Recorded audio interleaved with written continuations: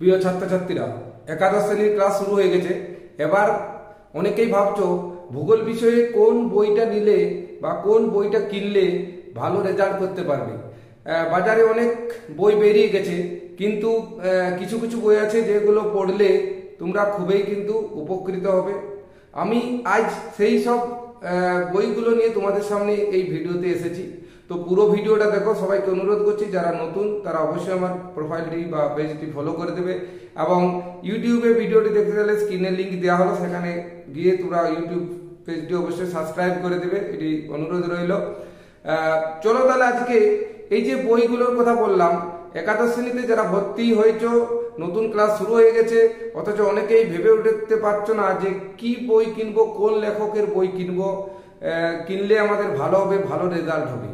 তো আজ আমি সেই ভিডিওতে সমস্ত কিছু তোমাদেরকে বলছি যে বাজারে অনেক রকমের বই আছে। তার মধ্যে এক নাম্বার হচ্ছে এখানে এই যে দেখতে পাচ্ছ তো ভূগোল বিচিত্রা আছে, রায় মার্টিনের একটি বই বেরিয়েছে, যে বইটি তোমাদের জন্য খুবই কাজে লাগবে। রায় মার্টিনের এই বইটি খুব ভালো, এটি তোমরা নিতে পারো বাজার থেকে। আবার দ্বিতীয় নম্বর হচ্ছে এই যে আধুনিক ভূগোল আছে, অনিরুদ্ধ হাজরা এবং হরকৃষ্ণ গিরির। এই বইটি কিন্তু খুব সহজ সরল ভাষায় লেখা রয়েছে, এই বইটিও কিনতে পারো। এই যে হাজরা যে আধুনিক ভূগোল, এই আধুনিক ভূগোলের বইটি তোমরা যদি কিনো তোমাদের তোমরা উপকৃত হবে। বা রায় মার্টিনের এই বইটি কিনো, এটিও তোমরা পড়লে খুব ভালো রেজাল্ট করতে পারবে। আরেকটি বই আছে যেটা হচ্ছে সমরেন্দ্রনাথ মোদকের বই, যে বইটিতে তোমরা যদি ভালোভাবে পড়তে পারো, সেই সমরেন্দ্রনাথ মোদক সাহেবের বইটি খুব কিন্তু বিস্তারিতভাবে এবং শর্ট কোশ্চেন, যেহেতু এমসিকিউ তোমাদের হবে এবং ওএমআরএ হবে, তার জন্য কিন্তু বইটা যদি তোমরা পড়তে পারো তাহলে তোমাদের অবশ্যই কিন্তু খুব ভালোভাবে একদম পুরো ভালো প্রিপারেশন তৈরি করতে পারবে। তার মানে হচ্ছে কি না, পুরো বিস্তারিতভাবে এবং ভাস্টভাবে সিলেবাস ধরে ধরে পুরো এমসিকিউ কোশ্চেনগুলো করা আছে।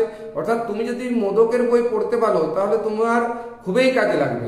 খুব একটু সিলেবাস ভাস্ট টাইপের দেওয়া আছে, কিন্তু এই যে আমি বললাম ভূগোল বিচিত্রা বা ছায়া প্রকাশনের এই যে আধুনিক ভূগোল, এই যে বুক ইন্ডিয়ার এই বই দুটোতে কি আছে না, বিস্তারিত না দিলেও কিছুটা হালকার উপর দিয়ে আছে এবং তোমাদের পড়তে সুবিধা হবে।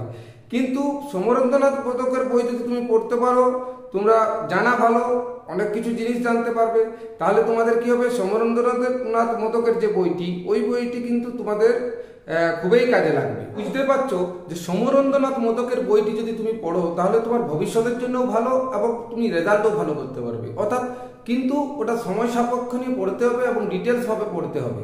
কিন্তু তুমি যদি বুক ইন্ডিয়ার যে বইটি আছে ওই বইটি পড়ো, বা রায় মার্টিনের যে বইটি পড়ো, ওই বইটি পড়লে কি হবে, ডিটেলস দেওয়া নেই কিন্তু তোমার সিলেবাসের মধ্যেই মোটামুটি চলে আসবে আর কি, তুমি রেজাল্ট করতে পারবে।